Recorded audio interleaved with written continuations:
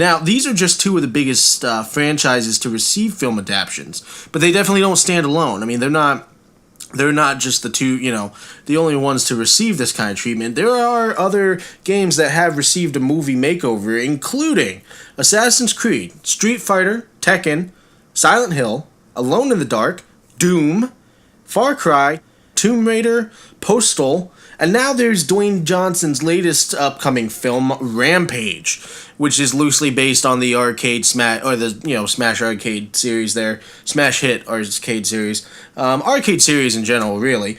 Now these are just the lucky ones. I mean, there are some video game films that were in talks and development for years, and some of them some adaptions never even got past development. I mean, look at Clock Tower. Clock Tower is one of my favorite survival horror games. I fucking love it. I love it, and I wish there was actually a period of time where I was learning how to write a script so that I could write the Clock Tower script and then pitch it. That was my whole thing. I think that was my high school phase, was getting into script writing.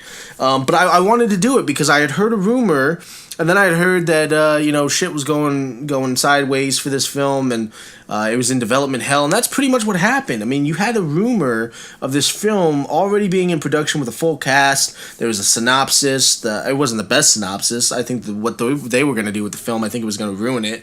But that's besides the point. They had promotional posters advertising the film. Eventually, the project started just kind of getting hit with problem after problem. It was nonstop too. I couldn't. There wasn't a week gone by that I wouldn't be on comingsoon.net and I'd read some new article about how they were constantly recasting the lead role of Jennifer, or the production had slipped into development hell because the writers were striking, or like the producers and directors, they all jumped ship. But then they would hire new ones. And then months later, those ones would do the same shit. It was ridiculous. It was a never-ending cycle. It was like a revolving door of just problems for the Clock Tower film, and I haven't heard anything since. But then look at Peter Jackson. Peter Jackson actually had planned on doing a film adaptation of Halo. He was going to do the Halo series, and this is actually kind of funny. They could not procure the funding for the film.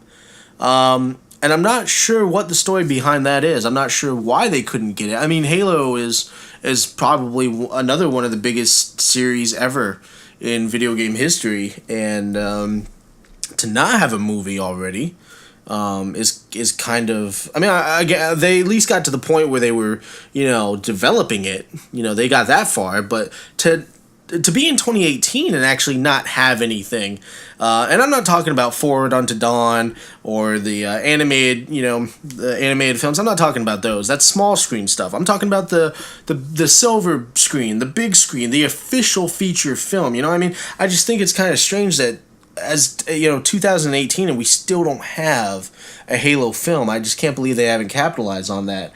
Now, I did hear the rumor that they were, during development, I thought that they had done the Warthog, and I thought somebody died when they were testing the Warthog, which that may have actually had something to do with them not doing the Halo series too.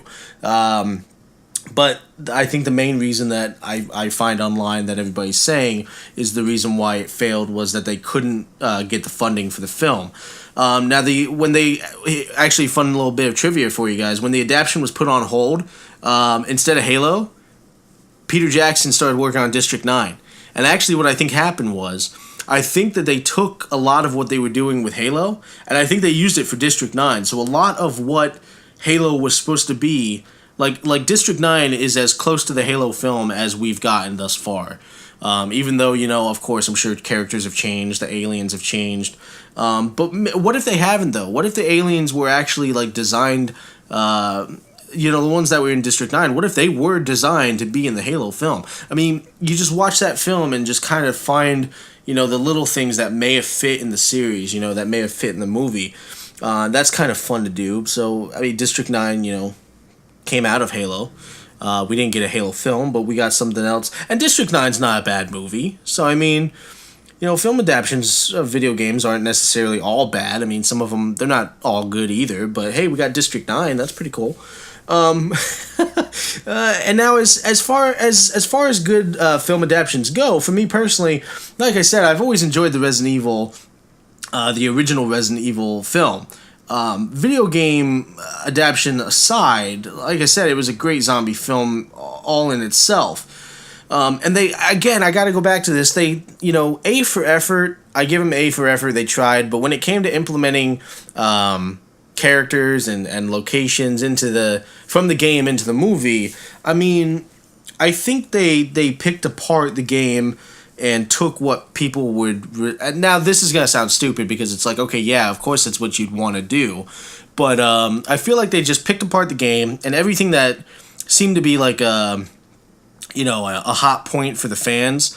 For example, Jill Valentine, probably one of the most famous video game vixens ever created. I think because they were doing Resident Evil Apocalypse, I think they kind of just scanned by Resident Evil 2. I don't know if you noticed that, but you don't really have Leon, you don't have anything of Claire, not until Extinction, you know what I mean? But you don't get to see them interacting with the environment of Raccoon City. They pulled a Mortal Kombat, actually. They went right over MK2 in Annihilation, and they focused on the storyline of MK3 when Shao Kahn has already invaded Earthrealm.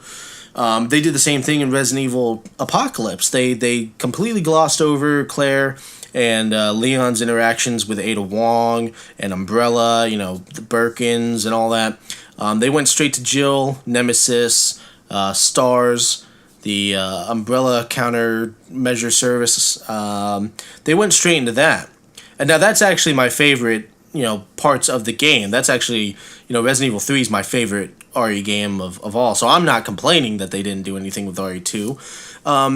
But I feel like there were certain things that they put in the game just because I think they thought they were going to get,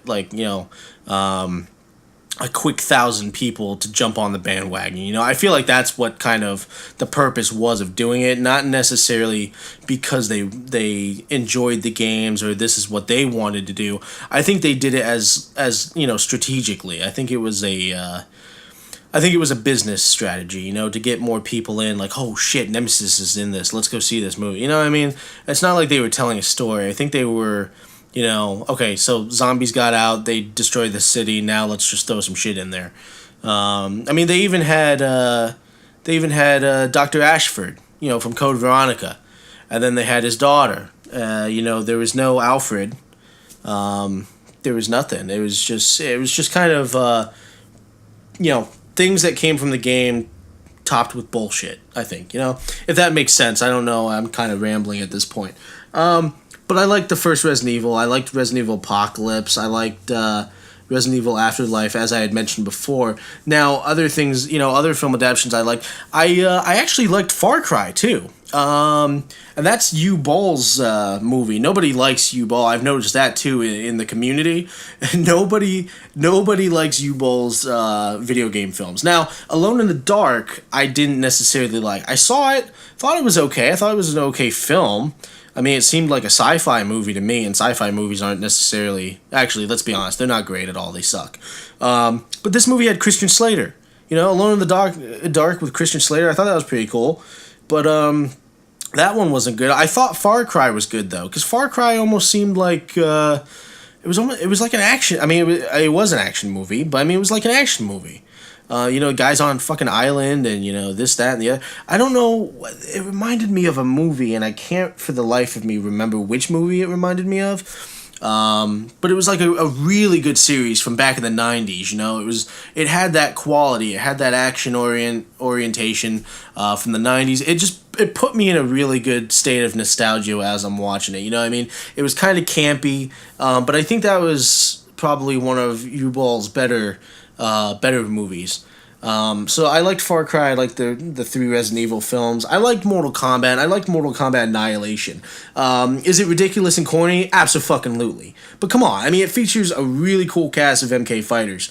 It's got some interesting fight scenes, and actually, yeah, that's actually about it. But films aside, I would like to state that I'd like to state for the record that I think Mortal Kombat Conquest is by far the best on-screen representation of the Mortal Kombat series. Now, that might be a sacrilegious comment. I know a lot of people love the first Mortal Kombat. I know a lot of people did not like Mortal Kombat Conquest, but I thought it was awesome, dude. I mean, the fight scenes were hella choreographed. I liked how they gave us a look into the world of Mortal Kombat during the time of the Great Kung Lao, you know, like that centuries ago, ancient fucking, you know, not medieval, well, yeah, kind of medieval town, you know what I mean? Mortal Kombat Conquest had a lot of different things, and I really liked it. I thought it was a really good blend of environment, and if that makes sense, but it had a really good blend of environment. It had a really good combination of Mortal Kombat fighters from the games, storylines, and what's funny is I feel like they actually took some storylines from Mortal Kombat Conquest and used them in the game. It's like Deadly Alliance, Mortal Kombat Deadly Alliance. Quan Chi and Shang Tsung first formed a Deadly Alliance in Mortal Kombat Conquest. Also, by the way, Quan Chi in Mortal Kombat Conquest is the greatest fucking Quan Chi ever.